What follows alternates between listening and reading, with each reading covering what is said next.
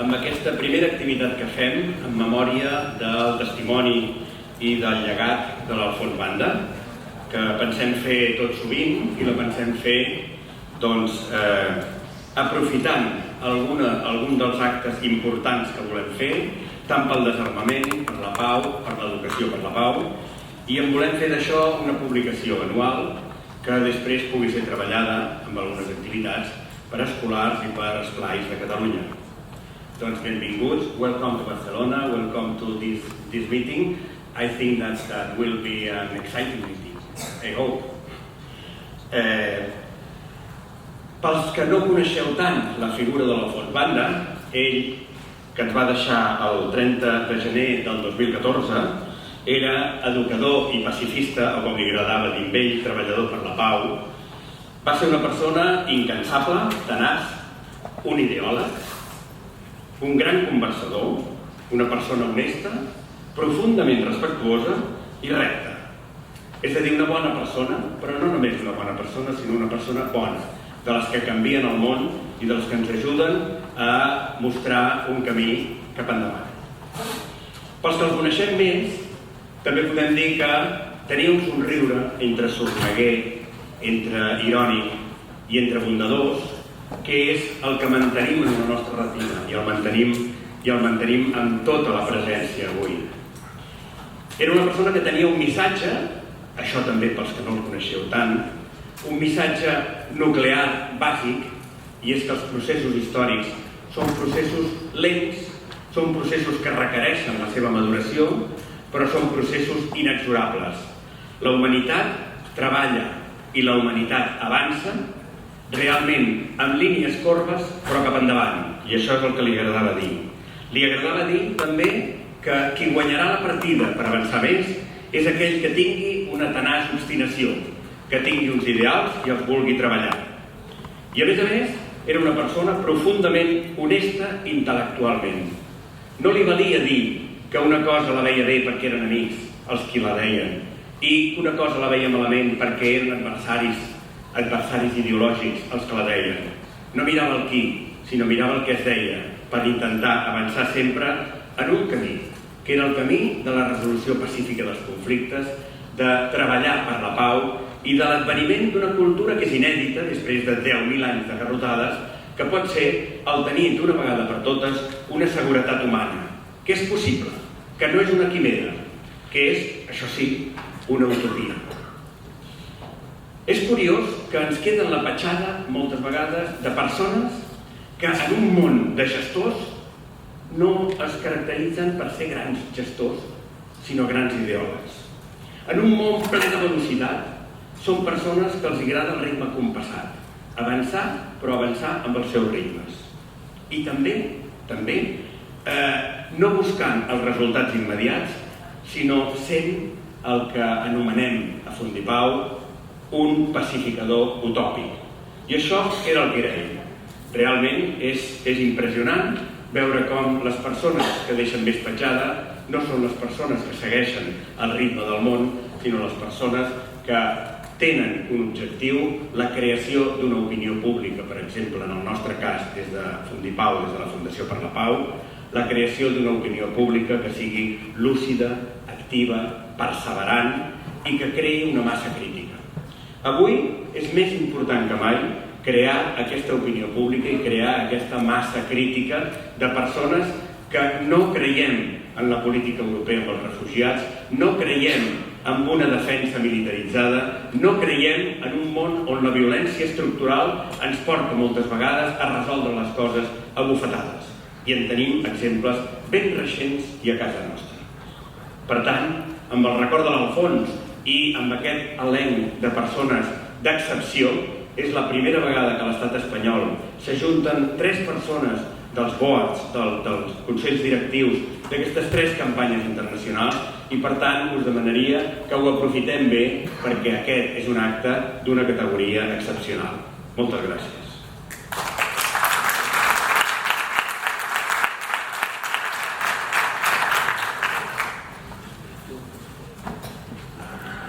Hola, bona tarda. Em sentiu?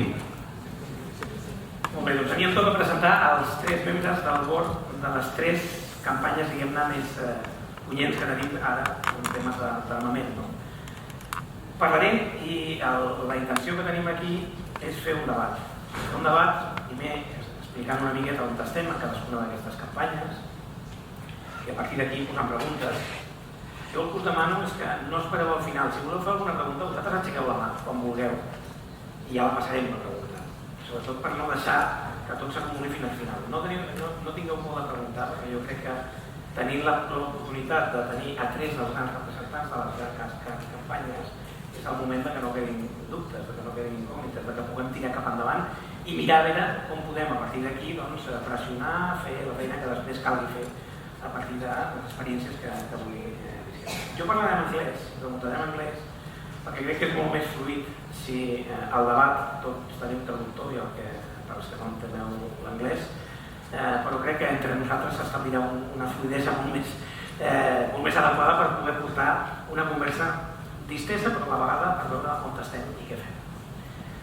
Els noms els teniu, de totes formes, jo recordo que Alison Pidlak és la responsable de l'incidència política del PDM Advocacy de la campanya pel control d'armes, que és poder una de les campanyes més conegudes perquè també és la que porta una trajectòria més llarga dins del que ha sigut la història de l'activisme per les campanyes d'armes.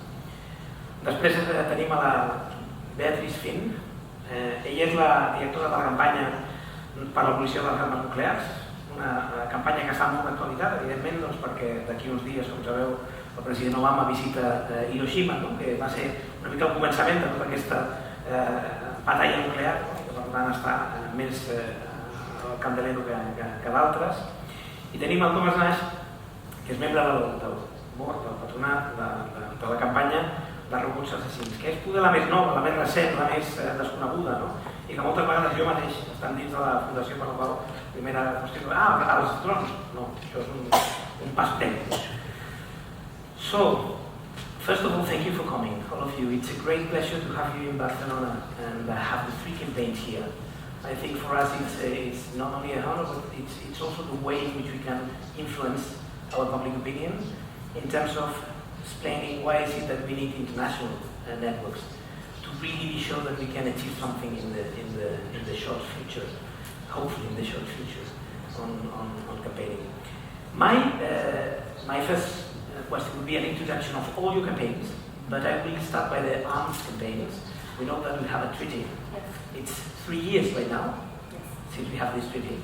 So where are we? What are we aiming? Where are we aiming?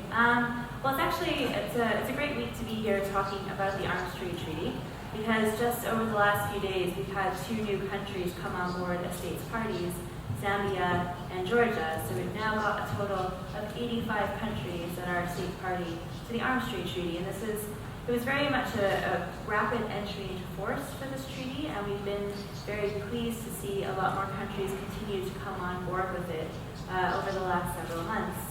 Perhaps for those of you who are less familiar with what the ATT is, the ATT is the first universal regulation of a conventional trade in weapons.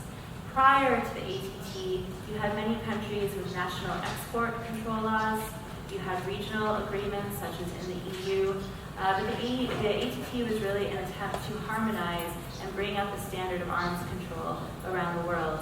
And it was adopted 3 years ago in 2013 at the UN after a very long negotiation process and after many meetings of governmental experts to consider how would this treaty work. So it is the first of its kind. And then it entered into force Christmas Eve of 2014, and now here we are shortly after that, seeing new countries come on board.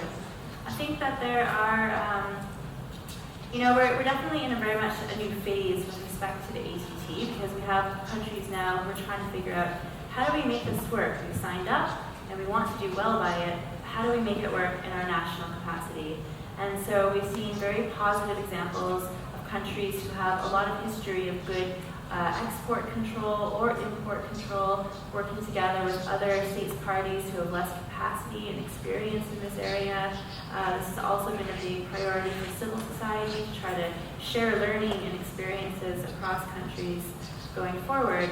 Of course, we've also seen some areas of concern. We've seen some arms transfers continuing business as usual, and perhaps I'll get more into that later on. So I think that we've seen a lot of rapid and positive progress, but as we've said many times, the real work is now beginning. So let me put you a naive question in that sense. For all of us, people who are not deeply into the campaign, deeply into the international treaties, would that mean that whenever we have all countries on board, which is a bit difficult anyhow, there won't be any kind of even illicit traffic of arms? Everything will be controlled. There won't be arms out of control. Well, one of the purposes of the ATT was to reduce the diversion of arms from the legal market to the illicit market. So certainly when you start to tighten things up and you have all countries playing by the same rules and operating under the same rules, it makes it much, much more difficult for arms to get diverted onto black markets, for brokers to operate kind of in these gray areas of the law. And so that's the overall aim of the ATT, and certainly as more and more countries come on board, we hope to see that will be the result. Should be clear. We're not talking about no traffic arms, we're talking about controlling traffic arms. Yeah? Yes. That it should be clear for the debate afterwards. Yes. So let me go then to Beatrice. And you are saying no, ban nuclear arms, they are not here. So there is another campaign just to ban the nuclear arms. Mm-hmm. Where are we? I mean, we are seeing that, as I said before, President Obama is going to Hiroshima, and he will. There has been a lot of debate on the media about would he be asking for forgiveness and so on. No way. But in any case, that's a sign. Is it a good sign for a nuclear ban campaign or not? Well, we'll see. Yeah, so thank you very much for having us here. It's really nice to be here in Barcelona. And yeah, I think tomorrow morning, actually, in our time zone, President Obama will visit Hiroshima as the first sitting president. And it's sort of, I think, an attempt to sort of close the circle that he started in Prague with his very famous speech when he came in as president. Unfortunately, that's about it that has happened. He delivered a great speech at the beginning, and he will probably deliver a good speech tomorrow. But at the same time, the United States is starting to a modernization program, investing up to, together with all the nuclear armed states, modernizing and upgrading their nuclear arsenals up to $1 trillion over the next decade. It's a huge amount of money spent on renewing, upgrading, improving their nuclear weapons. So we're almost 70 years after Hiroshima and Nagasaki, and still the nuclear weapon states believe that they need these weapons. ICANN has campaigned a lot the last few years trying to reframe this as a humanitarian issue. Nuclear weapons have been very traditionally looked at a power tool. We talk about deterrence and that kind of thing. And we've chosen to focus really on what nuclear weapons do. What happens when a nuclear bomb goes off in a city? What's the immediate impact? How far will the blast go? What will that do to people? What will happen in the days after with the fallout, for example? What will happen years after with when sort of radioactivity causes sort of long-term diseases, but also environmental problems. So sort of by looking at the impacts and also involving those organizations that will have to respond to such a catastrophe, like the International Committee of the Red Cross, these humanitarian agencies in the UN system, Médecins Sans Frontières, and sort of asking them how would you respond to it, and their answer was very simple: we couldn't. The ICRC concluded that they could not provide any meaningful assistance to people in a case of a nuclear detonation. What they would need to do would be to pull out the whole staff because of the radioactivity. And when you put it like that, it becomes much more a sort of a humanitarian issue. And there's been 3 big conferences organized in Norway, Mexico, and Austria over the last years, where these evidence about this have been discussed, also evidence about the risk nuclear detonation, it sometimes feels like an issue that is not relevant anymore. But there are still 15,000 warheads around. And when President Obama goes to Hiroshima tomorrow, he will have with him in Hiroshima the launch codes for about 1,000 nuclear warheads that are ready to be launched within minutes. And each together, all those 1,000 have the combined power of 22,000 Hiroshimas. And that's ready to be launched within minutes, every day of the year. And same thing in Russia and UK and France. So I think it's the risk is definitely there. Together with sort of increased tensions between Russia and NATO, I think, and developments in Asia and in other regions of the world, I think it's a huge risk to keep these weapons and to not do anything about it. So these three conferences have sort of laid out that problem, the humanitarian consequences, and got governments, non-nuclear weapon states, to realize that leadership is not going to come from the nuclear armed states. We saw a very good speech from Obama, but nothing really happened after that on disarmament. So they sort of have to take matters in their own hands. 127 states, non-nuclear weapon states, have signed a pledge, called a humanitarian pledge, which commits them to work to fill the legal gap, is the term they use in English. Basically, develop new law to prohibit and eliminate nuclear weapons. And right now, governments are meeting in Geneva during this year to discuss how that law will look, what sort of elements it will have, and how it will work. And we've had a very positive meeting now in May in Geneva, where a majority of the world's governments have said that they want to start negotiations of a treaty prohibiting nuclear weapons, and they want to start it now. So hopefully by the General Assembly start in September, there will be a proposal for starting such negotiations. And such a treaty would probably not have the participation of the nuclear armed states. And some people might ask then what's the point of it. But I think these instruments, like we've seen with, also with ATT and the Landmines Treaty and the Cluster Munitions Treaty, that they have very strong sort of normative impact, and they set a certain rules that people sort of have to start respecting in a way. And it's a very good tool for putting more pressure on the nuclear armed states. And of course also states like Spain, who's a NATO member and participates in exercises with nuclear weapons and is a part of this military alliance that is ready to drop a nuclear bomb on other cities, has a very big role to play, and could start taking steps to reject nuclear weapons as a method of its defense, for example. Say that we don't see that nuclear weapons would ever be in line with international humanitarian law. The consequences are so inhumane and indiscriminate that we don't want to have that in our defense. So I think that there's a lot of possibilities here, and hopefully we can get negotiations started. Us recordo que si voleu preguntar, aixequeu la mà i intentaré mirar i us dono la paraula si hi ha alguna cosa que voleu comentar d'aquí, no? So there's one thing that but there are many things out of this that I would like to ask, but one question is the figure that you have already given. If I made a good calculation, more or less, you said 1 trillion just to modernize the nuclear weapons in the States. In the 9 nuclear armed states. In the 9 nuclear armed states. Together. No, I divided that into the number of people in the States, and I said that's more or less 5,000 per person, which is a lot. $5,000 per person, which is a lot. I mean, it's only like that. It's a good tool to say to the people, where is our money going? Instead of going to refugees and going to many other things, it's going to renew this, because one of the lucky things that we have so far is that nuclear weapons today, up till today, has only been tested, no use, unfortunately. But that can, as you said. Yeah, absolutely. And I mean, this is $1 trillion on a weapon that they say its only purpose is to prevent itself. But there's a huge risk, of course. We talked to some people in Barcelona earlier just about the nuclear submarines in the UK that goes around the Atlantic coast, of course, and what kind of danger it is to people everywhere. There were some nuclear warheads dropped outside Spain, I think, in the 70s. Yeah. And in Gibraltar, which is only problematic. Yeah, so I think that there's a huge amount of dangers also for the countries that do not have nuclear weapons or that cannot decide to disarm them or not.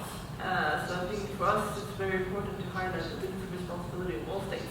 Because we will all suffer the consequences if there's an accident or intentional. So now let's go to performance and then to the newest campaign. What are we talking about when we talk about killer robots? Are we talking about what kind of things? Is it something that doesn't exist yet and that we're fighting against? Yeah. So I think it is something that doesn't exist. No. How about now? Yeah, good. Okay. I have the mute button on. Work that It one was a out. robot, yes. Yeah, probably. So yeah, thanks Rafa, and thanks to Fundipa for having me here in Barcelona. So I guess the campaign to stop killer robots, we established it in 2012, 2013, and it's a group of organizations around the world that are concerned with the prospect of machines, computers, weapon systems that would be able to identify their own targets, their own objects to attack, select them, and then fire the missile on them without a human being being involved at the time of the attack. So they would be essentially, we're talking about systems that would have various levels of artificial intelligence and that would be able to be pre-programmed with these sophisticated kind of algorithms, and then they would fly off just like a drone does today, but instead of a person looking at the computer screen and deciding what object to attack and what missile to fire and when to fire it, the computer and the software and the machine would be able to undertake those actions on its own without a human being there at the time. Now, I think most people find that sort of unacceptable, just at a basic instinctive human level. But there are military planners and technologists who are working on this and who are thinking about 10, 20, 50 years in the future. What is the battlefield going to look like? What is conflict and violence going to look like? And I think for that reason it's important to think about it now and to draw a line in the sand that says we don't want to delegate the act of firing a missile to a machine or a computer away from a human being. I mean, there are various reasons why one could be opposed to weapon systems like this. Simply from a sort of technical point of view. What happens when some autonomous weapons from side X come up against some autonomous weapons from side Y? It could be completely unpredictable in the way that we know algorithms interacting on the internet are very unpredictable. We've seen flash crashes on the stock market caused by this, or book prices on Amazon inflating to millions of dollars because of this interaction between algorithms. So there's some technical problems that are a big concern. There's a legal problem. You know, what does it mean? What does international humanitarian law mean when the sort of complicated human judgments that are required for an attack are somehow being programmed into a machine? It's no longer an act of human constraint and free will. It's simply some kind of binary action. There's also a concern about global security. If suddenly people are secretly developing arsenals of autonomous weapons and we don't know what each other is doing, it's likely to lead to a sort of new arms race in the field of autonomy on the battlefield. But for me, I think the fundamental concern is one about morality and what sort of world do we want to live in as human societies? Do we want to live in a world where we have actively decided to give the power to choose who to kill and when to kill them to some sensors and some software? I don't think we do. And I think that's the basis of our campaign. In a way, well, the stock exchange lives on algorithms, and now it's translated into what, as I understood, this campaign is basically directed to regulation, to say no way. But is there any evidence that this is developed? Yeah. So, I mean, the goal of the campaign is to get an international treaty put in place that would prohibit the development and production of autonomous weapons. That's the goal. And we're working at the United Nations. There's a convention that meets in Geneva on conventional weapons, and we've had 3 expert meetings so far over the last 3 years. And the goal is to try and use that forum to get a ban in place. Now, we know that that's not going to be easy, and there's a lot of opposition. States like Russia, the United States, Israel, China, UK, not easy to work with. But I think you're right to point out that there is some evidence that states are going down this road. There are programs that are being undertaken by the United States, for example. They have an autonomous combat aircraft that can take off and land on its own without a human being on an aircraft carrier. And there's a system being built in the UK called the Taranis, and this is another autonomous combat aircraft. And it has a thing called automatic target recognition. And that's a system that is essentially designed to look at the target area, to look at all the objects that there are, and to analyze them, profile them, and send that information instantly back to the machine, to a human operator, or potentially to the machine. And then the human operator or the machine can use that data to decide when to fire the weapon. So if you think about that system being developed, it's not complicated. It's really not a technical decision to use that system to allow the weapon to fire on its own. That's a political decision rather than a technical one. Which is the thing that we are entering into science fiction, but it's not. I mean, it's we are there. But so you have already the arms control. There is a treaty. You are competing for 2 different treaties. Is that something to reflect on whether we should be winning, or it's a concurrency among you, or you think that it might be smooth to take the advantage of one to the other, or even taking the steps of the campaign of arms control? Well, I mean, I think it's an issue to raise, frankly, for the community working on peace and disarmament, human rights, humanitarian. There are a limited number of champion states, there's a limited number of resources, and there's a limited number of political and diplomatic opportunities. And I think, I work on all these campaigns, and I sort of sometimes see them as little racehorses. And sometimes I wake up and I think, oh, this one's really winning over here. Nuclear weapons is winning. I mean, right now I kind of feel like nuclear weapons is doing really well because it was a good meeting in May. And, autonomous weapons are sort of here. So I think they vary. But I think it's an important point for us to think about as a community and how we work together and manage our resources. So I don't have an answer for that, but... Yeah. No, I think it's very. I mean, there's definitely the problem of lack of resources and attention. There's a lot of problems in the world today, not just on disarmament, but also refugee. Crisis is a very big thing in Europe right now, and climate change is something that very.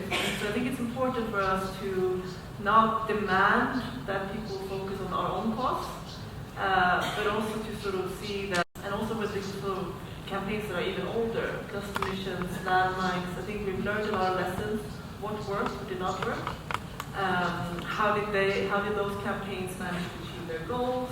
And really, it has helped us as a campaign to look at control arms, for example, and the work that they've done. It helped us to look at the cluster missions campaign and the landmines campaign. So I think it's also a source of inspiration. And you can see quite interestingly also sort of the ups and downs of these campaigns.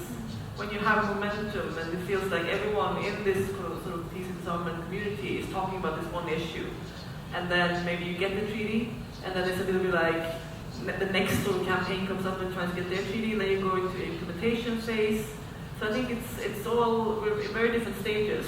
So I think there also can be a lot of complementarity. Like you don't have to be the campaign that gets the most attention at all times. That's difficult anyhow.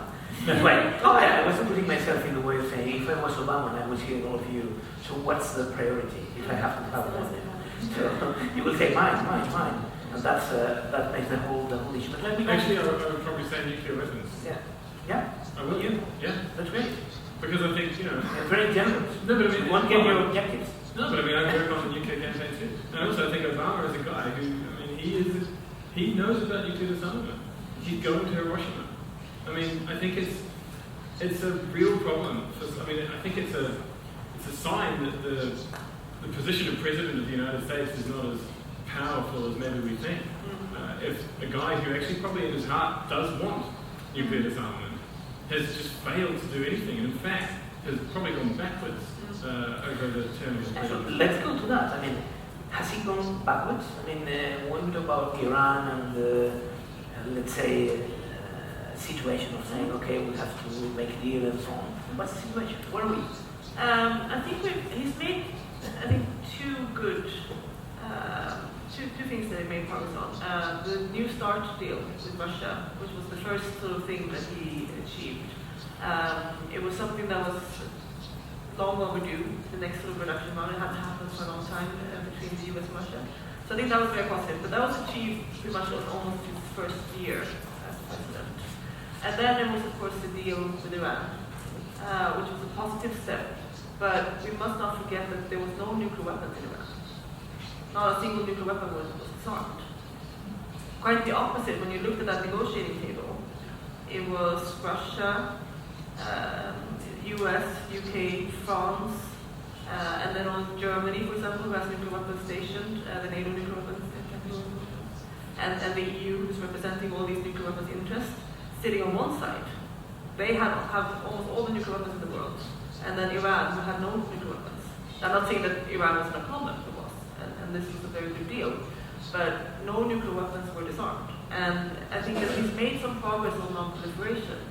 But the problem with non-proliferation efforts is that if you don't do it together with disarmament, it has very low chance of succeeding. Because if the United States is going to make new nuclear weapons, and the UK needs new submarines they need nuclear weapons for 70 years in order to protect themselves.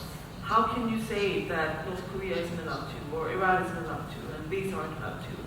When Germany can't say that they will be better off without nuclear weapons, how could other countries say that? So it's very much do as I say, not as I do attitude, and I think that's the big problem on nuclear disarmament, is that those in power and have had sort of the rest of the world has looked to for leadership.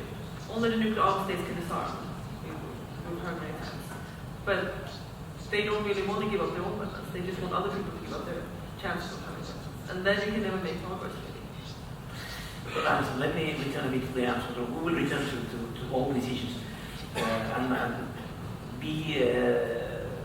Don't be shy to intervene one to each other if you want to make questions, so even if they are tough, each other would want to, then you know.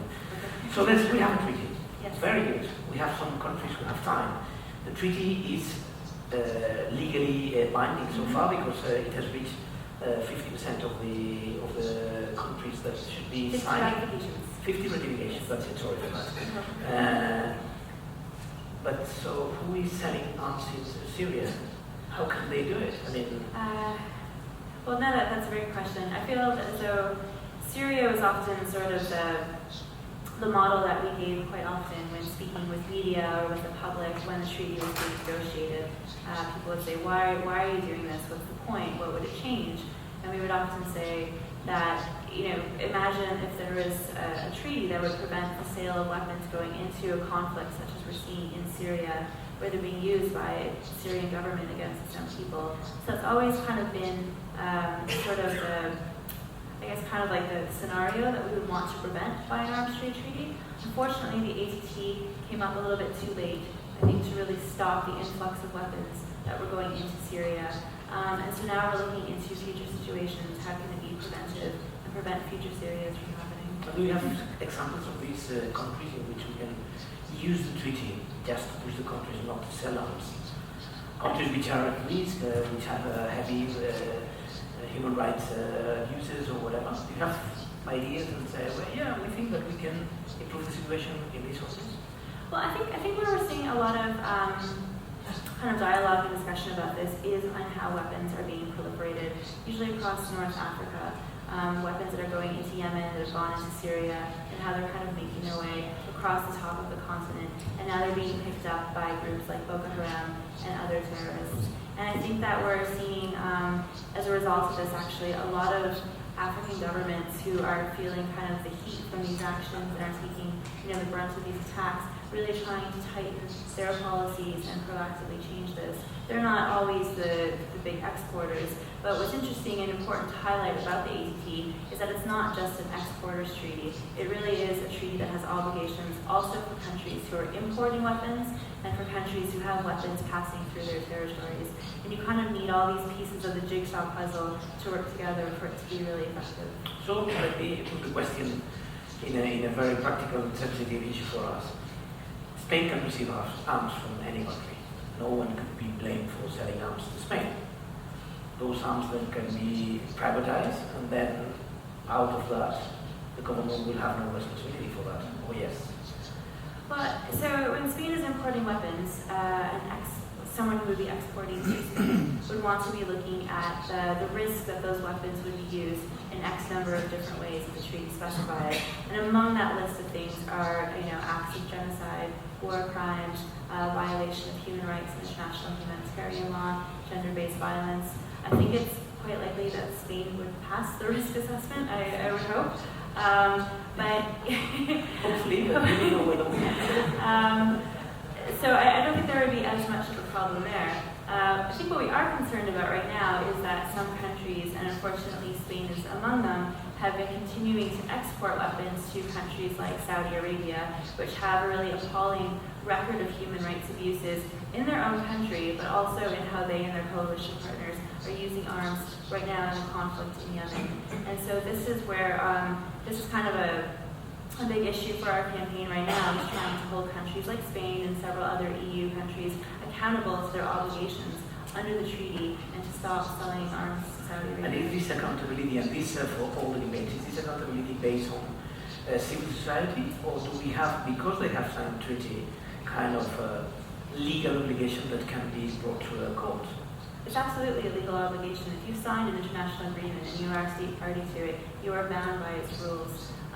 There's not a court that can kind of, uphold, or a super police that can come in and deal with this. But, as I think with all international law, it's about the intention of seeing through what you agree to. And there are actions, I think, that other states' parties can take against another state who's failed to act in accordance with the treaty. At civil society, we certainly will do a lot of naming and shaming. And we've seen in some countries where this carries a lot of weight. Some countries are very sensitive to how they're viewed, particularly around issues of human rights.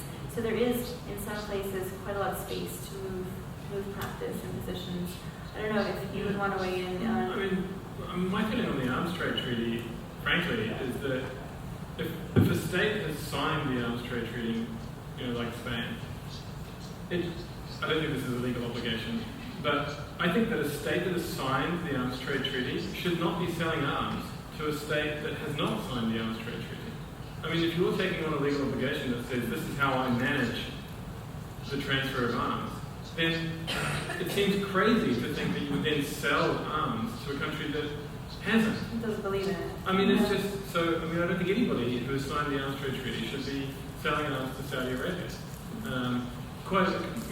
Simply because it hasn't signed the arms trade treaty. I mean, quite apart from the fact that Saudi Arabia has got an appalling record of violating international humanitarian law and human rights. But I think the broader point for me about the ATT is that, we can point to, I think, violations of the treaty since it's been enforced. And we can point to violations of the Convention on Cluster Munitions and on landmines.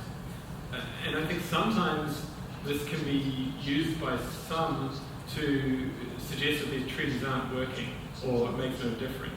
And I think that's an unwise interpretation, in fact, because international law and law in general is about trying to standardize behavior, trying to set a standard and have a way to hold people accountable to that standard and to judge them against that standard. And if they fail to live up to it, then it's our job to point it out. But that was what I was pointing out. I mean, we are relying a lot on civil society in a way to say, well, listen, you are the ones who should be making it accountable to your governments. Yeah. They've signed that, they shouldn't be saying that. And I think that that's really how we see these treaties as useful. I mean, sometimes the actual text is less important than the fact that it exists, in a way. For sort of the ATT, just from sort of an outside perspective, I've never heard so much criticism about weapons sales to Saudi Arabia. In Germany, in Sweden, in UK, in Spain, in sort of like, it's in Canada. I keep hearing it over and over. And I think it comes from the ATT, obviously campaigners working on that issue and using each of these examples as we should do better, in a way. You have this sort of angle to start conversations. And I think the same thing, I think that's what the sort of strength of this. And that's why, for example, we believe that a treaty banning nuclear weapons will be powerful even if the nuclear armed states don't sign.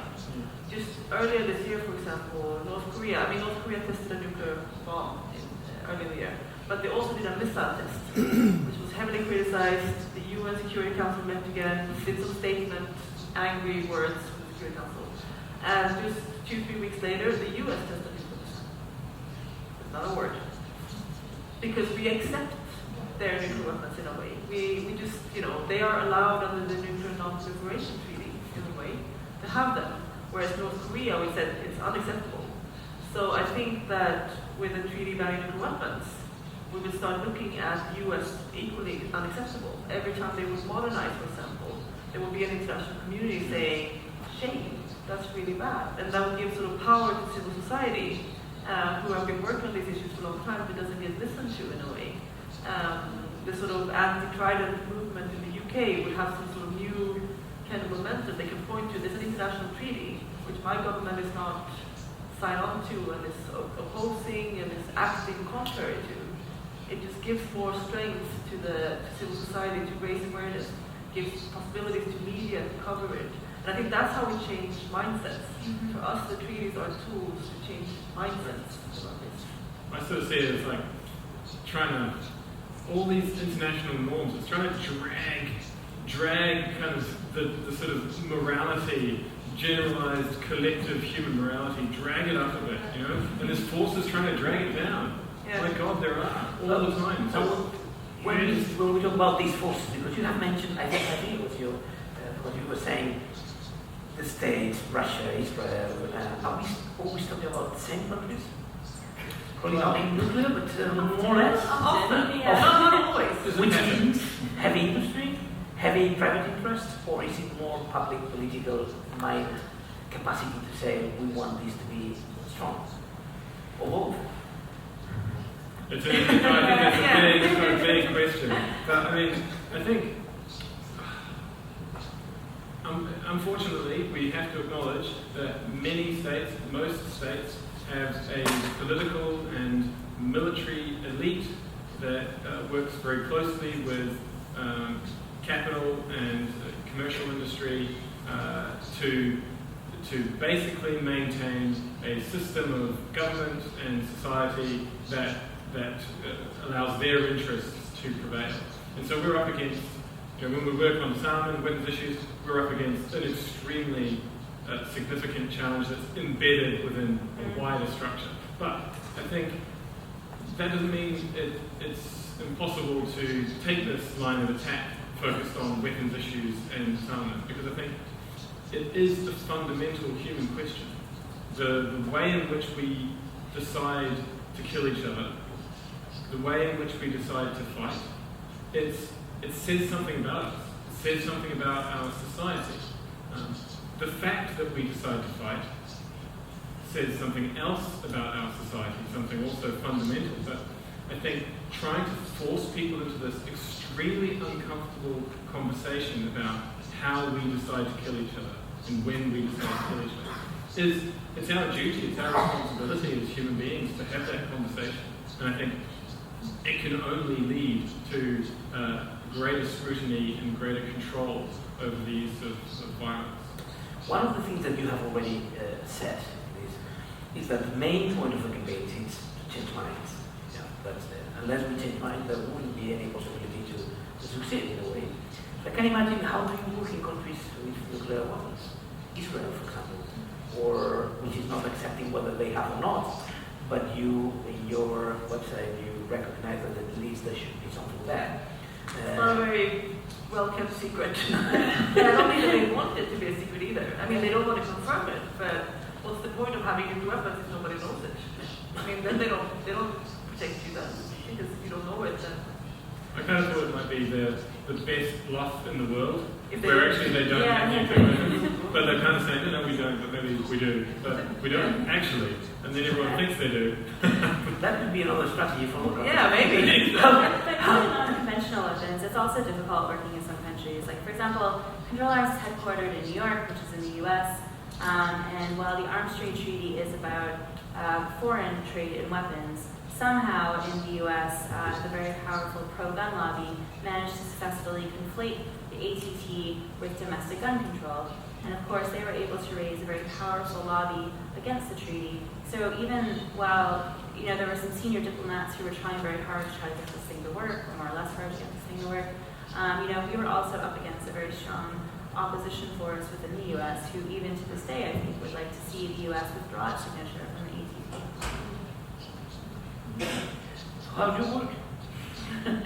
Yeah, I think it's obviously, and we get to hear that a lot. I mean, we're putting a lot of pressure on NATO states right now, because they are sort of the nuclear armed states that said, we don't want to be a part of this, we boycotting this. The NATO states, for example, like Germany and Netherlands, Norway, they like to see themselves as humanitarian champions. And when you face them with their responsibility for nuclear weapons, fundamentally inhumane weapon, it just gets very uncomfortable for them. And they love to say this question, well, don't look at us, look at Russia, look at China, why aren't you working there? I mean, first of all, it's very difficult to work in those countries. Sometimes, colleagues get arrested and, they're not free to say what they want. But I think it's also about resources in a way. It's, how much would it take for civil society to be very successful in lobbying the Chinese government to give up the nuclear weapons? And maybe for a country like China, what India and the US is doing is much more important. And we can get to those countries easier in a way. It's also sort of like democracy. And that's sort of how we're working. We are working with the non-nuclear weapon states to put pressure on NATO states, to put pressure on the nuclear weapon states, like the UK and the US and France that are democratic and a bit more transparent about these issues, to put pressure on China, who then can put pressure on North Korea. Yeah. It's sort of a strategy in a way. Yeah, it's exactly the same as the point about dragging it up. If you're trying to drag something up, you want to drag it up from the top, not from the bottom, because it's just much harder. So you look for countries that are susceptible to these views about humanity, human rights, and I think also we have to see states like I work in the UK. It's not one thing. The UK. I mean, it's not one thing even in the government. There are disputes around the cabinet table.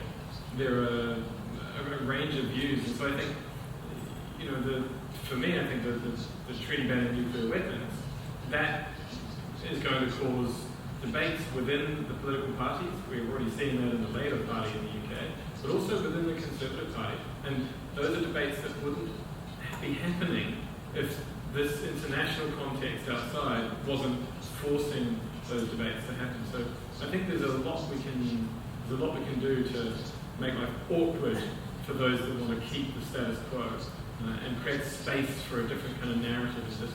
So we need to understand that we have low-hanging fruits in democratic states like such as France, Great Britain, the US. Still there. So those are the targets right now. How far we are from having a kind of a big step ahead in terms of saying we are closer to a free nuclear world? I mean, I think that the sort of ultimate goal of a world where there is no single nuclear weapon is probably going to take a long time. But things also can happen very fast once they happen. You know, huge achievements like for example, the Cold War ended quite, you know, nobody knew a year before. Nobody thought it was possible a year before, and then suddenly something triggers, and it just sort of escalates.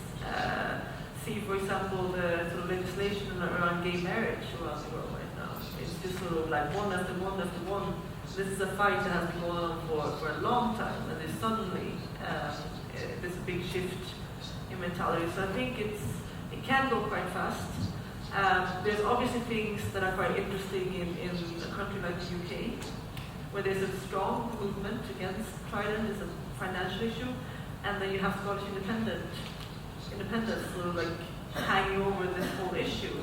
The UK's nuclear arsenals, the submarines, are based in Scotland, and Scotland doesn't want them. And it's been a huge part of the independence agreement. Absolutely. Which I'm pretty familiar with that. So I think and there's been a report done from the Ministry of Defense saying that, I think it was the Ministry of Defense, saying that if we had to remove the nuclear weapons from Scotland because it was independent, we have nowhere else to put them. They have nowhere else to put them. So if Scotland becomes independent, they'll probably have to send them to the US for like storage or something. You're definitely not going to put them in England. They're not going to. They're dangerous. That's great to know. So I think there could be opportunities like that. And I mean, I'm not saying that we have to wait for Scottish independence for it to happen, but I think it's going to be very tough for the UK. It's going to be a painful decision to approve this modernization program while the rest of the world is banning nuclear weapons. Okay. Big question. Is it very expensive to destroy these weapons? Because otherwise, as you say, we don't have a place to put the submarines and Trident. So this should be very expensive.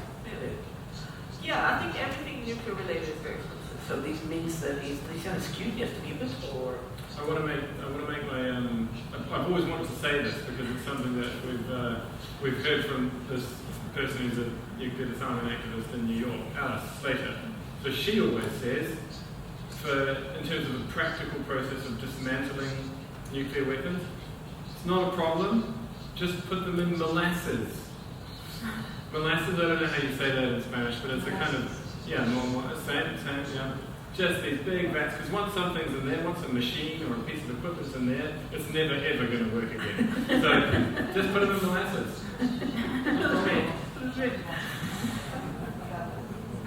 Si hi ha preguntes, insisteixo, si teniu qüestions directes que voleu preguntar, no have a question there. No sé en català o en anglès perquè tenen traductor, però si no fas en català ja has de donar temps que s'ho posin. Okay. First of all, I would like to beg your pardon for my poor English speaking skills, but after that I have two questions.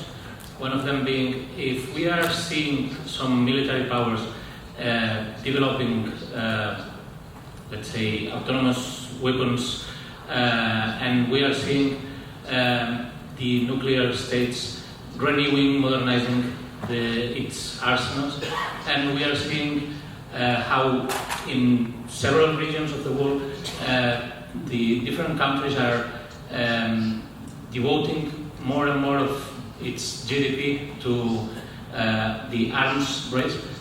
We are in an arms race, or aren't we? That was the first one.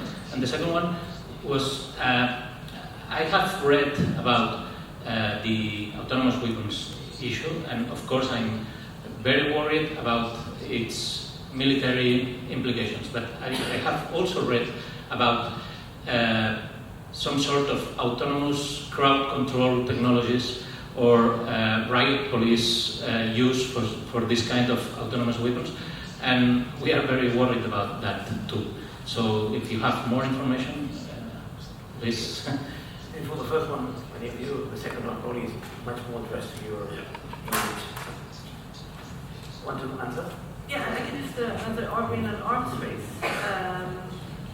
Yes, in one way I think we are. As I said earlier, all 9 nuclear armed states are modernizing their nuclear arsenals.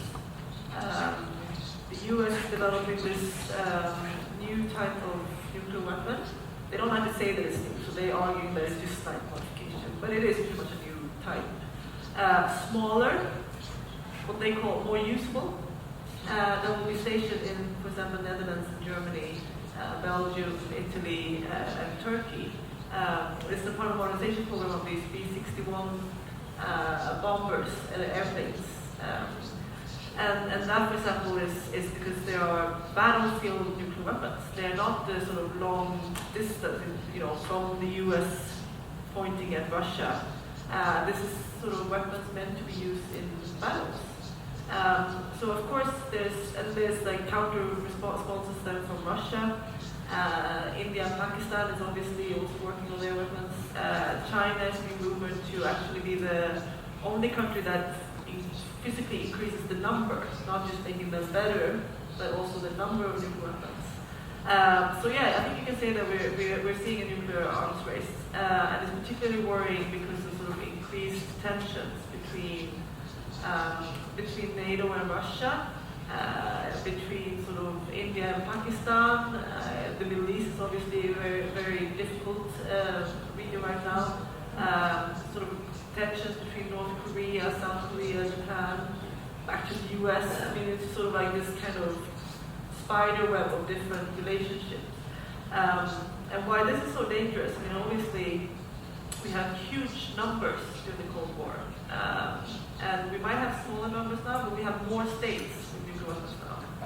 And if this goes into a full-blown arms race, where they're increasing arsenals, I think we can see some other countries also joining.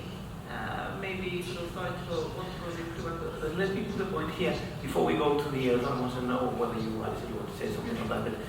But other states who have renounced clearly to say we will never ever build nuclear weapons. We have the capacity, we have the technology, we have the resources, but we think this is not the way to go.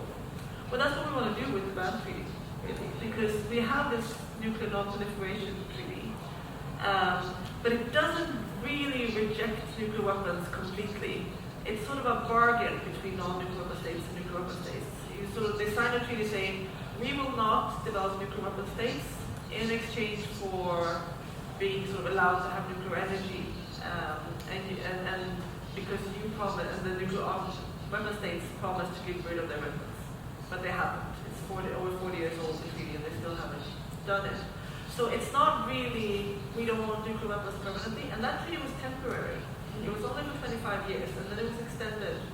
But it's not really a clear rejection of nuclear weapons. And you have the option, the way that North Korea did, and you can debate whether or not they did it correctly, but there is an article in that treaty that allows you to withdraw. If the security situation changes, you can leave them. And I think that that's the worry about non-proliferation, of course, that people will prepare countries sign off on this option, like give away the option forever. Let's go for the second part of the question, or the second question. Yeah, sure. So, sure how quite how to tackle that first, but I think basically we would say that if there are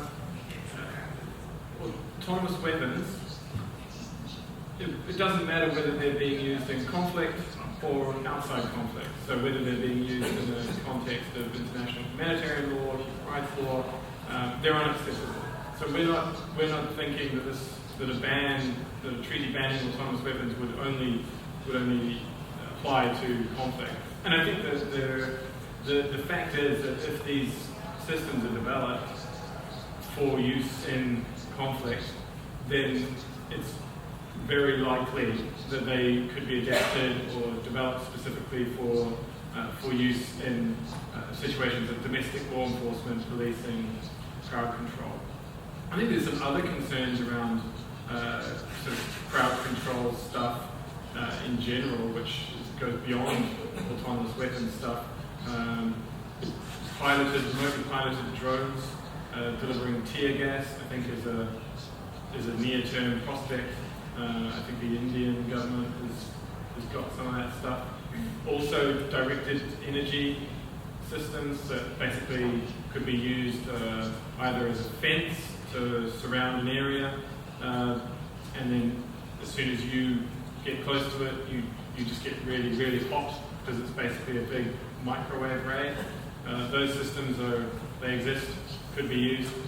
You could even mount them on the back of a truck, and then if you've got a problem with your crowd, just back your truck up towards the crowd, and the crowd will definitely go away because they'll be getting microwaved.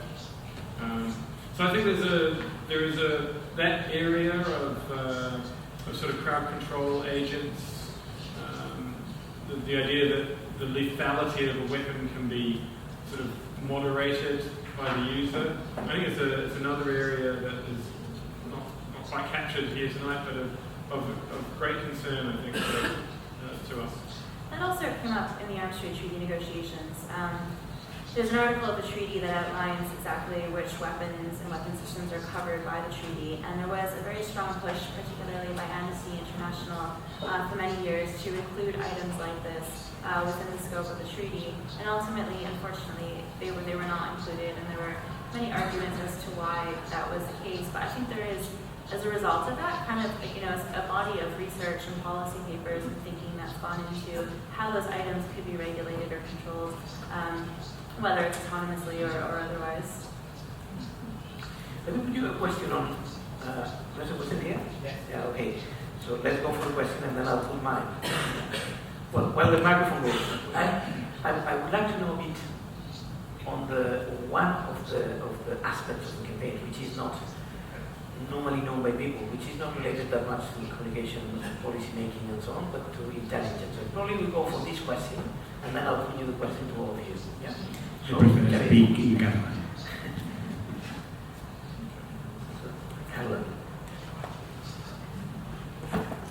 La primera pregunta és per l'Alison i és molt concreta. Quin futur li espera al Control Arms Campaign si els grans estats, els que tenen més arsenals, realment no ratifiquen aquest tractat? I la segona pregunta és per als tres. Quines instàncies estables de coordinació hi ha en aquests moments entre les tres campanyes? Okay, so clear questions and really straightforward. So Alison, your turn.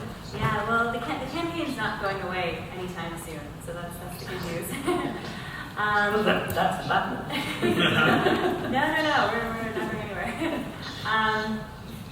Yeah, I think the nature of the campaign work is changing a lot, certainly. For many years, Control Arms was trying to make the case about why do we need an arms trade treaty, and then it was trying to figure out how would this work, and what's our strategy to get it to work. And then we were thinking a lot about, once it was adopted, getting more and more states parties, or more and more states rather, to become states parties to it. And that's going to be, definitely a priority in the long term. I don't really have a quick answer for how we'll get, China, Russia, or some others to sign it soon. But I think that what we can do is put our energy into really good implementation by the states that have already signed it, and just create such a strong norm that it will eventually impact the behaviors of those who remain technically outside of it. What about the other question, or you want to? Just to add on that, I kind of think, we can't force those countries to sign anything. They decide what they want to sign and how they want to be. But the fact that a legally binding instrument exists in the world that says you cannot sell arms to countries that are human rights abusers and violating international humanitarian law is a good thing, fundamentally. And so I kind of think if a state decides it doesn't want to sign up to that, then that is a problem for that state, and we need to point that out. And I think, but it shouldn't affect the strength of the regime in many ways. I don't want to concede power to those states that are massively negatively approaching life and humanity with a sort of militarist approach. you know? Yeah, no, and that's why I've been trying to make it work with those who are on board is the way to impact those countries, you know, indirectly or in other ways. What about coordination mechanism? That was another question. Between the coalitions. Yeah. Yeah, I think we work together quite a lot. More and more, we've started to sort of look at experiences and lessons learned. Just hearing Alison talk about sort of, you know, coming out of the negotiation phase and working on ratification and signature and the implementation makes me really excited. I want to get there. And of course, I think that there's been a lot of work that we've done together. A lot of organizations, like Fundamental, are members of all. So we have a lot of joint, and I used to work on the other issues as well, and you work on all three issues. And I think there's a lot of the same people in a way, so I think that naturally we coordinate a lot. There's an annual meeting that we do in New York every October. That's been done for like the last 4 years, I think. Sort of a humanitarian disarmament forum where the different campaigns, also other campaigns like landmines and cluster munitions, depleted uranium, toxic remnants of war, international network on explosive weapons, lots of different campaigns and organizations that work on these kind of issues get together to talk both about substance and also strategy between the campaigns and sort of this kind of best practices and what we can learn from each other. So I think there's a lot of good possibilities to work together without necessarily forming a super campaign on all these issues, but really just to sort of work together. To say probably in most countries you will have the same partners implementing the strategies of all three campaigns, because at the end the knowledge is there, the strategies who have been placed, say, for landmines, for clusters, for all the campaigns and so on, they have been in place. So that's why I'm asking this question about campaign. Basically, it's to create a strategy, to focus on policy changing, to build kind of a civil society capacity, and then make some regulations that afterwards you make accountable to people to say, why is it that you want this, what you were saying that you want. So there is an aspect of the campaign which is also needed, and probably for the new ones, for the clean robots and so on, for clean robots, it's a big moment for it's the capacity to create intelligence. Is it perceived as a kind of campaigning being spies for the industry, for the countries, or is it something that we have not to bother on? Because unless there is some investigation, some research, some capacity to provide new issues, I think that the campaigns are dead, are they? Yeah. I don't know. How far do you go on that? Yeah, it's interesting. I think that one of the things that I think was a hallmark of the landmines campaign, and we took it on in a similar way on the cluster munitions campaign, was this evidence-based advocacy, right?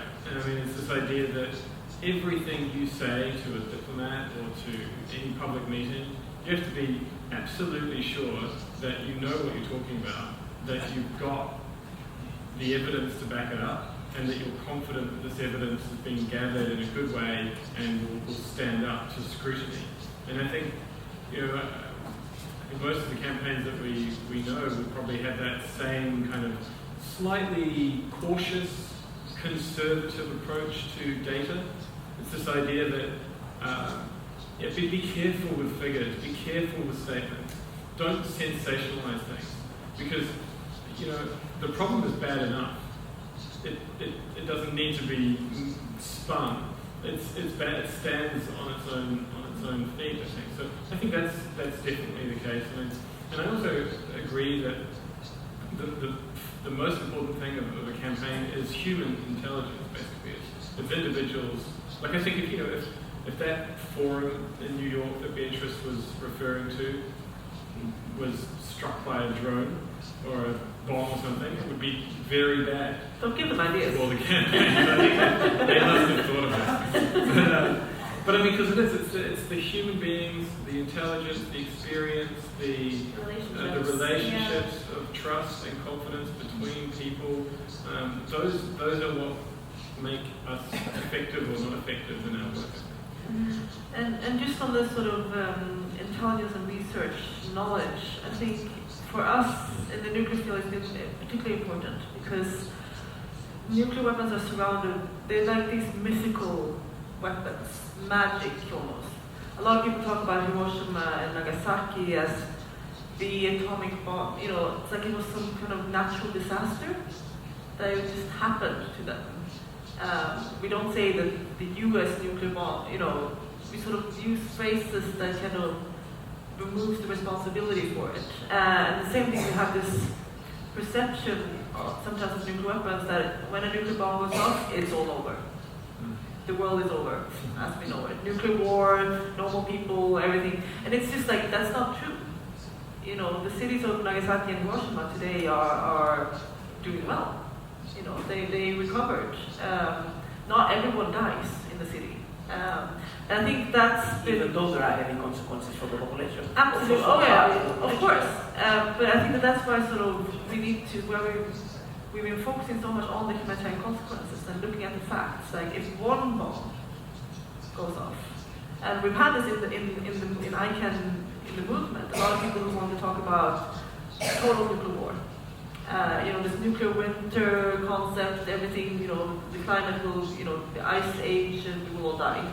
And I don't think that's always so helpful. I mean, obviously that is facts and it's evidence, but it's much more likely that there will be one bomb, at least at the beginning. So I think that just looking at one bomb and what a nuclear bomb does is indiscriminately kill everyone or the people there. And it has this sort of, people that survive might die of radiation sickness in a few days, and then there will be long-term problems with survivors. It will harm the environment in this way. It will, long-lasting impact in this way. I think it's quite important, like someone said, to keep to the facts in a way. And these 3 conferences that I mentioned have done that. It's been very fact-based discussions. And the nuclear armed states, for example, had nothing to say. Nobody's challenging those issues. So Except the French. Except the French. But I think that's sort of the point, to make the arguments so compelling. Nobody can say that nuclear weapons are not indiscriminate. You can't, a nuclear bomb cannot tell the difference between an infant and a building. So can that be acceptable under international law to use that? By the way, they convened yesterday and the day before the World Humanitarian Summit. Were the campaigns there? Yeah. Yes, actually, yeah. Yeah. And good results? Or just? I think that summit is whatever it is. Your former organisation decided not to go. Because My former organisation is Doctors Without Borders or Médecins Sans Frontières. Médecins Sans Frontières, the part of the World Humanitarian Summit. Yeah. But, I think the issues were raised there and it was an It was good to opportunity. connect the dots, I think, so that we're not working in silos with the disarmament arms control community who are thinking about a humanitarian impact, and then the humanitarian community is somewhat separate and not always thinking about the arms and what they're doing. So I think for that value, it was quite good, but beyond that, I don't know. Because there are some questions about Maria, but there's a question there. Hi ha una pregunta, oi? Sí, en català. És una pregunta pels 3. En quins països les vostres campanyes tenen més ressò a nivell de ciutadania? És a dir, on trobeu que hi ha més persones sensibles i les vostres campanyes són més eficaces pel compromís dels ciutadans, no? Quins països més i menys? I en tot cas, per què, si és que es pot valorar? Per què creieu que és? We can make a round. For yours, it would be a bit more difficult to describe no. It's an interesting question. I don't think anyone can really answer that in a sort of convincing way. But I think countries where there is a civil society in general, first of all, because then there's going to be types of groups and organisations that have the capacity to think about this. So most of the Western democracies, I suppose, where there is civil society, and then I think there are certain countries where there's a sort of culture of peace and disarmament. So countries like Ireland, Austria, countries like South Africa, Mexico, Norway, New Zealand. These are countries where, you know, many people on the streets will know about issues of disarmament, banning landmines. Canada, I would like to say. I hope I can say Canada. But yeah, so those are a few of the countries that I think I would throw out there. Yeah, we've also seen, like, obviously, as I mentioned before, the Control Arms Coalition, the campaign with it, has changed a lot over the years. We've reached different milestones and set out new goals. And I feel like in the short time, the relatively short time that I've been with Control Arms, we've seen some really amazing, you know, energy come out of countries, sometimes where it's not really expected. We did, in the run-up to the first round of treaty negotiations, we did a sign-on letter for religious leaders. And our campaigners in the Philippines came to us with literally hundreds of religious leaders at senior levels, at parish levels, who just really wanted to endorse the HT negotiations and their support for a strong outcome. So there's sometimes these really wonderful, surprising moments where, you know, it's maybe somewhere where we don't have a big campaign movement or a well-resourced campaign movement, but they kind of get out in the streets and do the work, and it's really wonderful when that happens. Yeah, for us, it's been a bit. Nuclear weapons have been a very traditionally Western issue, sort of North America, Europe, Russia, that kind of thing. We've worked very hard on raising awareness in Africa, Latin America, Asia, and I think it's been really good, especially focusing on the humanitarian consequences rather than security strategies and nuclear deterrence. It has allowed for people to understand the issue in their context and why they should care. I mean, obviously it's still quite hard sometimes to get a person from Uganda to sort of work hard on nuclear weapons. They sort of, we're a bit busy with small arms and those kind of things. But then we have this sort of very fortunate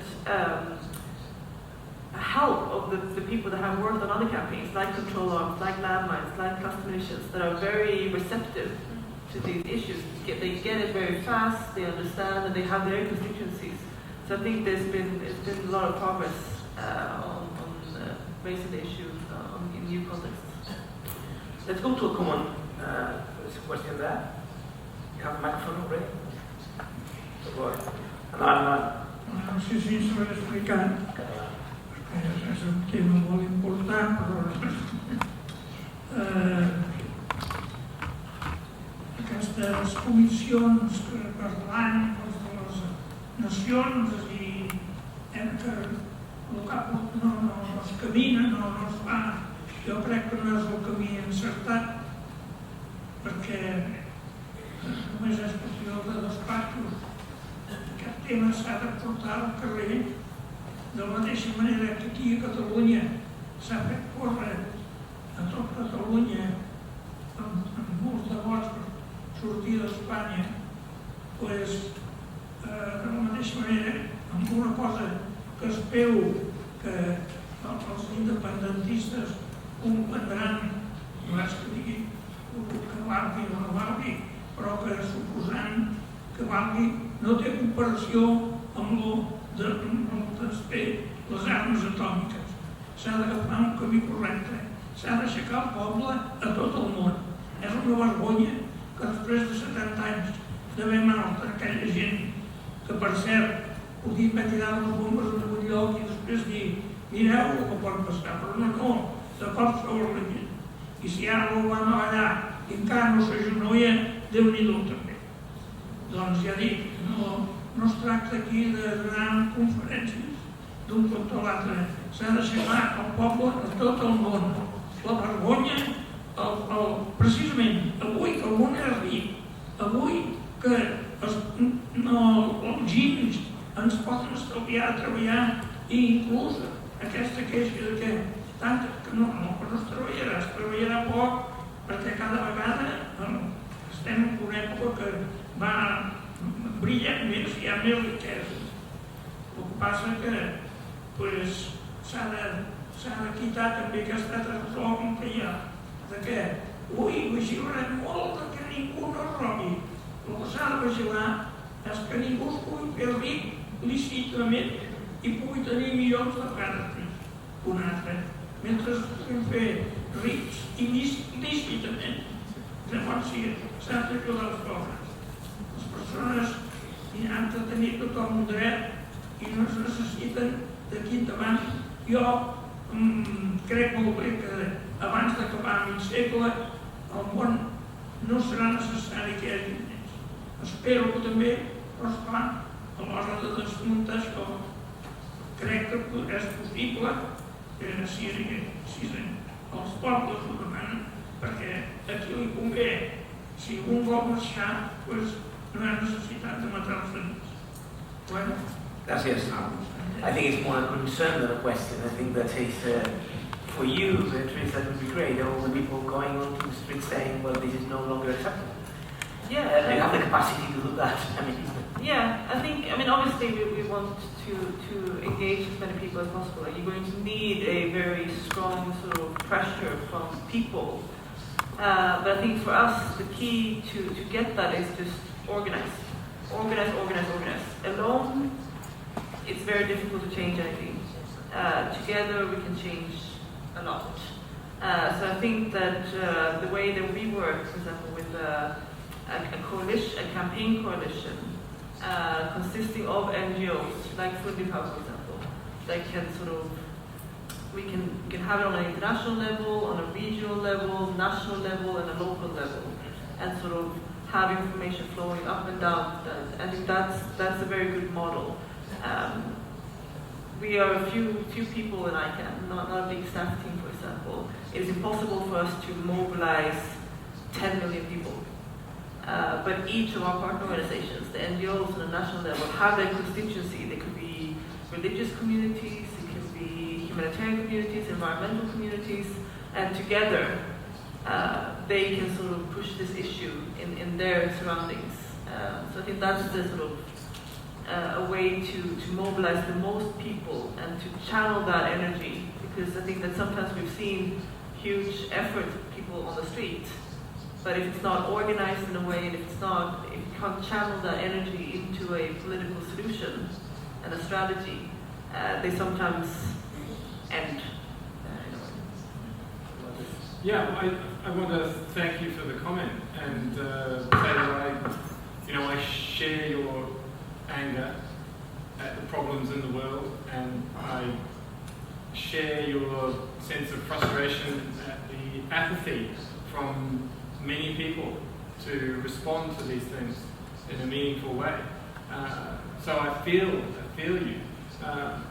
I feel like it would be unwise to dismiss the work of generating discourse at the international level, because I think that can make a very significant difference to shaping the political reality. Let's not forget that there are people on the other side shaping the reality for us in international forums. They're doing that actively to undermine us. So why would we not try to gather all the intelligent forces and strategy and organisation that we can to try and stop them from undermining our discourse? We are trying to create space, right, for a new narrative that will mean that when people get into the street, they will be fighting for the right causes and being able to hit the target and make a difference. Estem entrant en l'últim quart d'hora. We are on the quarter of an hour to finish, but there are questions here. There's one question here, then one question here. Preguntaré en català, Sí, sí. Jo voldria saber a veure ells què opinen. Nosaltres amb aquest procés d'independència, persones com l'Arcadi Oliveres, economista i activista per la pau, defensa una Catalunya sense exèrcit. I jo volia preguntar a ells això, si ho veuen possible, perquè clar, parleu de l'abolició de les armes nuclears, d'aturar els robots assassins, del control de les armes, però no heu parlat del desarmament. Has parlat, per exemple, ens hem de trobar per veure com decidir com matar-nos. I jo potser penso com decidim no matar-nos, no? I llavors penso, Vosaltres què creieu, si és possible un estat sense exèrcit? So, if you want, go ahead. I mean, well, it's not the part of the campaign, but Yeah, sure. you are working on. Yeah, I should probably say my answer is not on behalf of the campaign to stop killer robots or whatever, but yes, I think it is possible. I mean, why not? I think it's up to the people of Catalonia. And if, the people of Costa Rica have decided in their constitution that they don't want to have an army. So, why can't the people of Catalonia decide that? And, frankly, we need more discussion about militarism. What is this militarism that is kind of implicit that makes it so difficult for somebody to argue that we shouldn't automatically have the capacity to respond violently? I think we should be asking that question more. Yeah, and I also agree. That's definitely possible, and I think that we see those countries that are most progressive on disarmament is often very small countries that don't actually have the means to have a very huge defense and huge military spending. And I think that's the point you made earlier about which of the states are problems. It's the ones with the biggest military and the biggest money to spend on the military. They're usually the ones, whereas small countries have been forced to look at security in a different way. You secure yourself by cooperating and discussing. And I think, obviously, conflict will always be there. We can't avoid conflict. It's just sort of a part of human nature in a way. But we can reduce the methods we have to solve that conflict. So I think that's what each of the campaigns are trying to work on, is to just narrow down the options of what's acceptable to use in a conflict. And I would love one day to mean that we don't use weaponized conflict at all. That might not be possible, in the near term, but I think that we can significantly start working towards that goal, one weapon at a time. That's at least my secret strategy, that we just take off one weapon at a time. If you're going to eat.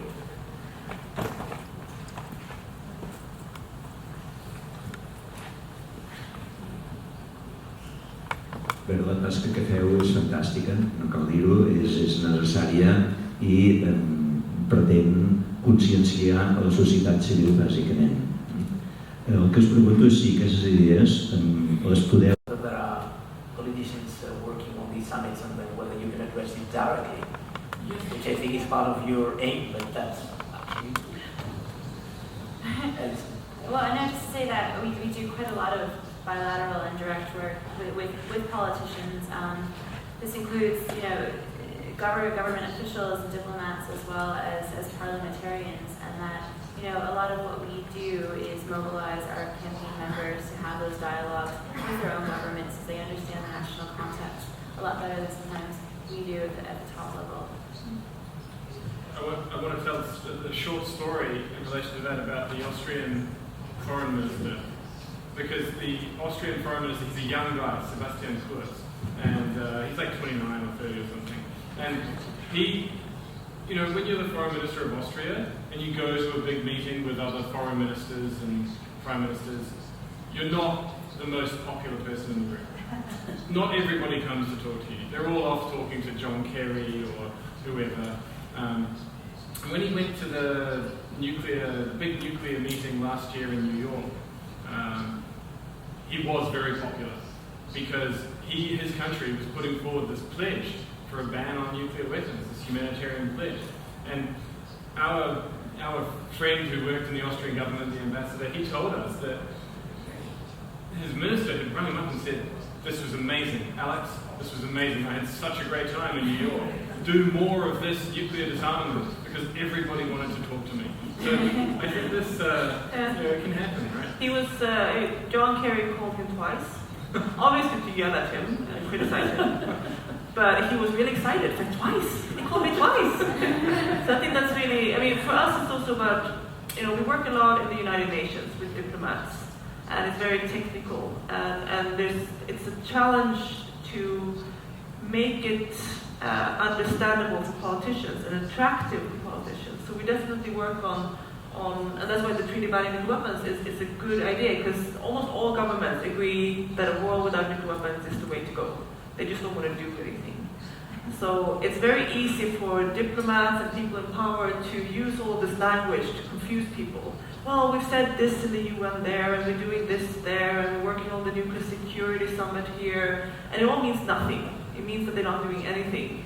So I think that we're working a lot with parliamentarians to try to talk them through all of this very technical stuff and explain to them where is the key decision. What is yes, what is no, and we need to help them create also conflict between on the national level, because that's really what politics is about. It's about options, and to clarify options for them. This is yes or no, and get them to get the opposition to be angry with the government, to get the government to sort of try to impress the opposition, and that kind of way. Yeah. So I think that it's definitely a lot of work to be done It's there. also, I think, where the evidence-based campaigning really plays a big role, because a lot of it is very technical. What you're talking about tonight is very technical. So when you kind of, you got your facts straight, like that's when you can really make a dent and work with government officials, whether at any level, to really understand the nature of the problem and also why they have an interest in solving it. Is it the United Nations system the best possible ally, or for you working with G7 or with directly with the States is a much more better strategy for you, for all of you? Well, I think it's a bit different maybe for every issue, and I think earlier there was a question about the value in pursuing a treaty, and is a treaty always the way to go? And I think there's been some discussion. The Landmines Convention and the Cluster Munitions Convention, they were both negotiated outside of the UN system, and some people say that there are pros and cons to taking that route. Certainly, when the Arms Trade Treaty kind of started to get up and running, there was a lot of debate and discussion about, do we want to do this within the United Nations? Are we going to end up with a very strong treaty or a very weak treaty that all the governments will sign up to? What are the advantages and disadvantages of that? So I think in each of where we're working, there's different power politics at play, and the route to get there might be slightly different. And to me, I always get a bit frustrated sometimes. It's very easy to complain about the UN, to say the UN doesn't do anything. I hear that from a lot of people. It's just bureaucrats, they don't do anything. And I think the main problem with the UN are the governments. I mean, they are the problem. So sometimes people, of course, they have institutions and expertise and things, but it's a big part of the UN is just a conference room. And Lots it's of conference rooms. lots of conference rooms. Big ones, small ones. And governments get together to decide things there. And when things aren't happening and the UN isn't doing something, it's usually because there's governments not wanting to do something. So I think that the UN has huge possibilities. And obviously there's also bureaucratic rules sometimes that are extremely frustrating, so there are also institutional problems. But most of the time, for example, the Security Council, the Nuclear Non-Proliferation Treaty, it's very easy to discuss sort of Iran's non-compliance in the security, but the nuclear weapon states are not disarming. They're not fulfilling their part of the treaty. And in the treaty, it says this will be reported to the Security Council, where the nuclear weapon states have veto. I mean, it's just sort of a vicious circle. Same thing with conflicts in Syria. I mean, you have parts of the conflicts sitting there with veto, effectively stopping any progress when they don't feel like it. So I think the problem with the UN is mostly states, and that's why sometimes it's helpful to go outside, and sometimes when you have the right states on board, you can stay inside. It's a question there. Yes, I will make the question in English. First of all, I would like to thank the speakers, for the interesting meeting, also to Fundipal to organize this event, because to remember Alphonse Banda, so thank you for that. So my question is, I think that we are paying a lot of attention to the states, but as you know, wars are evolving, and I think there are new processes going on, like for example, the privatization of war and security, where the states are outsourcing military security functions to new actors, and these new actors are the private military security companies. So these companies are going very, very huge. In the case of UK, for example, G4S, there are more than 500,000 staff working in more than 100 countries. So I would like to know how your campaigns are dealing with this new phenomenon. For example, here in Spain, just to give an example, about 2 years ago, the Spanish government authorized that the private contractors can carry heavy weapons during their factions. So I would like to know, for example, if these big security contractors are also using killer robots, other kind of small weapons, other kind of elements. So that's my question. Yeah, I mean, I think it's a serious problem, and I think actually there's a framing that you can take which is about remote warfare, if you like. In a way, the sort of broader conception is of a separation between the state and the violence. And so I mean, drones and autonomous weapons are a sort of mechanism for separating the perpetrator of the violence, the state, from the actual act of violence. But also, I think special forces, the increased use of special forces commandos and so on, like the SEAL teams in the US or the SAS in the UK.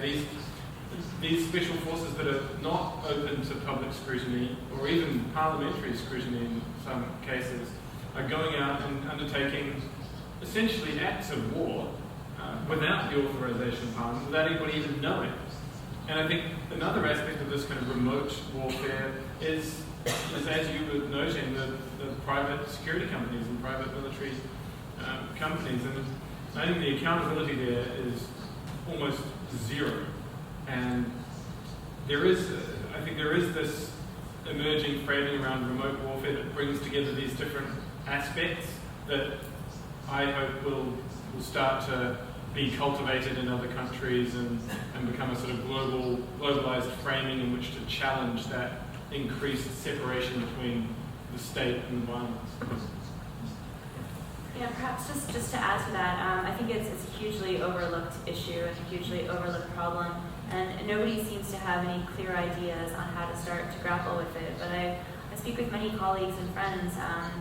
I'm thinking of one friend in particular. She lives in Nairobi and she's been working on Somalia issues for many years with UNDP, and she worked a lot on the campaign for the Arms Trade Treaty, but she was always saying we need to deal with the private security companies because in her context and in her reality, their kind of limitless power and access to weaponry is really the problem.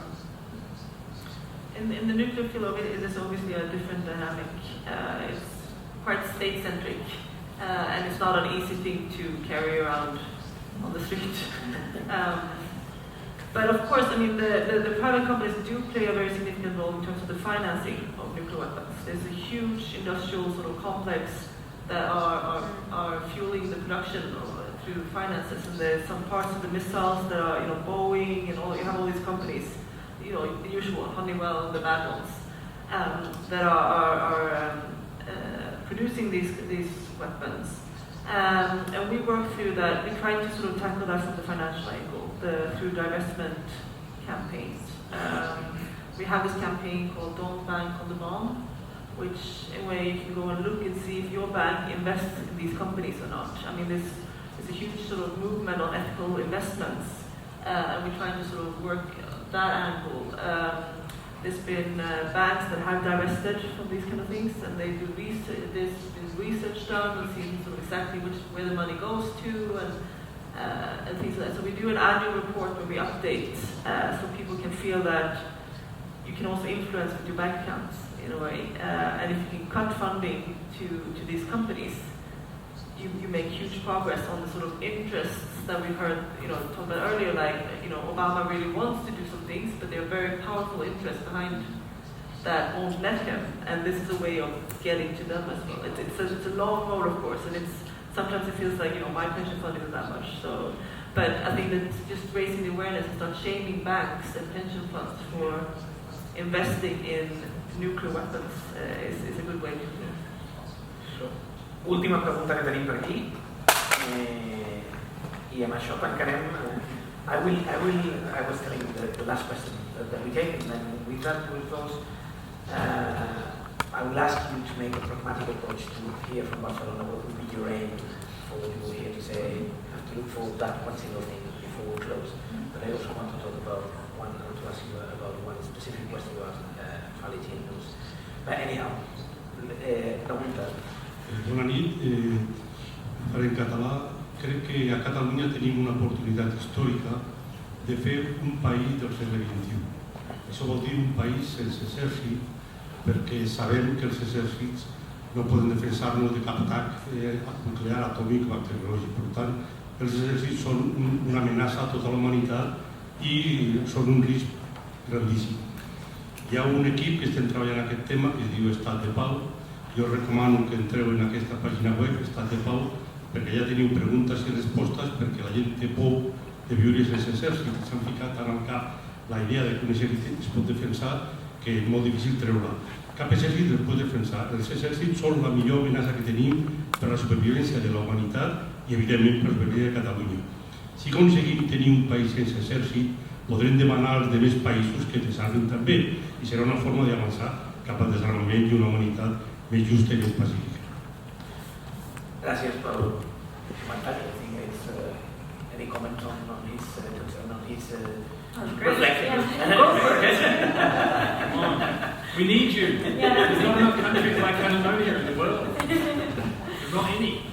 So one last question from my side, because I have a journalistic background. So starting from killer robots, just to understand, because I recognize that I need to dig a bit more into what does it mean for the future. I've seen that Stephen Hawking and some scientists are saying, no way, this is a disaster, if we cannot regulate beforehand and so on.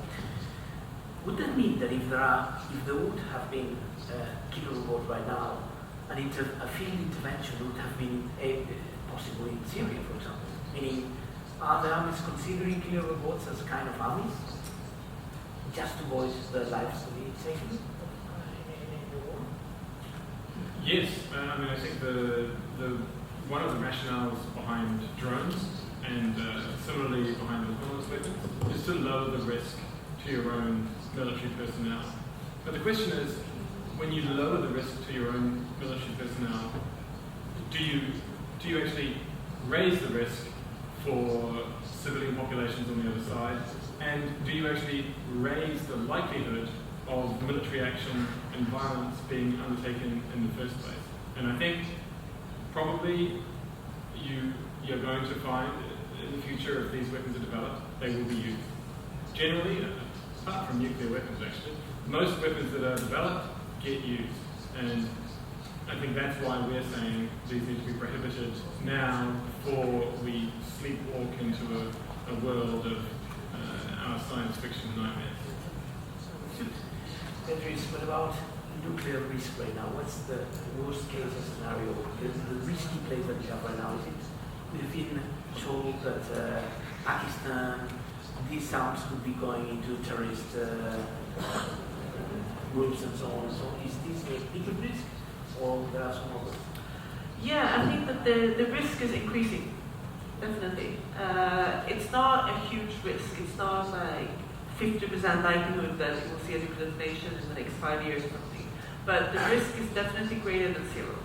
And considering the humanitarian consequences, the sort of catastrophic consequences, I think that's a risk we don't want to take. There are some experts who say that the risk now is the highest it has been since the end of the Cold War. So sort of highlighting that we are going into a phase of sort of towards the Cold War again, and that kind of risk. I think it's very difficult to say which would be more likely.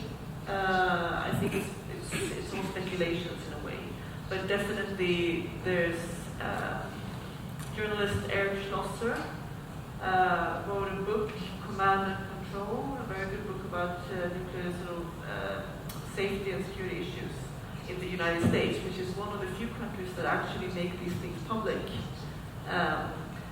And he also compared sort of the ratio, and he found a huge amount, thousands of incidents, serious incidents with nuclear weapons involved. And we've had some very sort of close near misses, where there's been sort of also like satellite being launched that looks on the radar like a missile. There was one incident where there was a military who got a training video in the monitor and thought it was there was a scenario of a nuclear detonation or something and thought it was real. And the instructions for these people is to shut up and just sort of people that are sane enough to sort of double check kept us from seeing any inflation. So there's been a couple of very close incidents.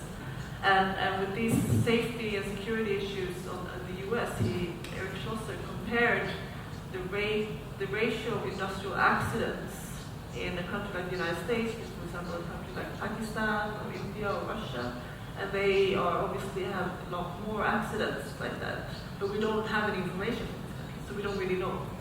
So I don't think this one country is more likely, but I think we went throughout the whole Cold War without actually seeing any information, and I don't think we would be that lucky a second time. Can I make a tiny quick comment on that, which is the argument, this is another argument against autonomous weapons, right? The fact that most of the accidents that have been prevented from happening, that have nearly happened and been prevented of nuclear detonation, have been because a human being looked at the order or looked at the screen and said, that doesn't quite look right, just with a sort of human instinct of wanting to be sure and not quite thinking it was right. And you can't program that into a robot. The robot is going to see the information, it's going to see the order, and it's going to take the action. So I think it's another argument against autonomous weapons. Alice, then, let me finish with you with these journalistic questions about Syria, Iraq. Well, we know this is a very complex war with, let's say, 3 wars at least, the civil war, proxy war, the Sunni sectarian Sunni war, and so on. I wonder how many countries will have signed the treaty, the arms control treaty, are providing arms any of these sides. Well, I just so happen to have this read that Control Arms published in February. It's called Dealing in Double Standards, How Arms Sales to Saudi Arabia Are Causing Human Suffering in Yemen, which is perhaps not exactly the countries you were asking about, but quite close. And unfortunately, it does identify a number of transfers of concern made by ATT states parties, as well as a few non-signatories like Canada and China, and non-states parties like the US. But I think that obviously this is not a good thing. I think it's good that we're calling them out, and there's been a very encouraging level of activity in some of these countries mentioned. Coalition members, including here in Spain, as well as in Italy and in the Netherlands and elsewhere, have been extremely proactive in going to the parliaments and trying to lead an inquiry into this, try to stop these transfers from going forward. And I think that it's easy, to kind of like throw mud on the treaty and say, oh look, it's failing already. But it's not. The ATT, I was there for all of the negotiations, and it was a very hard won result to get this treaty. It was a lot of long hours and a lot of, I think, ultimately personal commitment to seeing this goal through. And so when I hear people kind of sit back from afar and want to criticize it and find fault with it, I just want to say, give it some time, because it is really groundbreaking, and it is a new norm in the international arms trade, this notion of responsibility and where we will and will not sell arms. So while definitely what's in this Handy report is not good to see, I would just encourage skeptics to give it a bit more time and not lose hope. Thank you. So let me finish. So 1 minute each. If you have to give one advice, people here in Barcelona, which are civil society related, which can make some contacts at the level of the Catalan government, also Spanish parliament and government. If you have one advice for your campaign, what should that be? So many, all of the debates. I was going to say, I like the energy and spirit that we've been getting from you, the audience here tonight. Talking about not having a military and the power and the passion in your independence movement. And I guess what I would say is to kind of build on that and take it forward, whether it's regionally or with the national government as well. With respect to the ATT in particular, Spain is a pretty good progressive voice in a lot of ways, and I would encourage all of you to keep pushing them to be that way and to kind of stand up to some of the other Europeans who are maybe being a little more middle of the road. Yeah, absolutely. I think parliamentarians are really key. I mean, they're supposed to represent the people, so holding them accountable and demanding that they take action is what really we as citizens should do. So I think the sort of through organizations House provides explanations of what's going on. There's a lot of parliamentary action that can happen. And just a general advice is just organize. Get organized. You can't do things alone. You have to do it together. Yeah, thanks a lot for this. It was a really interesting conversation, and thanks for everybody for coming and for Fundipal for organising. My thing would be to say, Catalonia's got an industry, it's got technology companies, it's got scientists, it's got great thinking world leaders in engineering.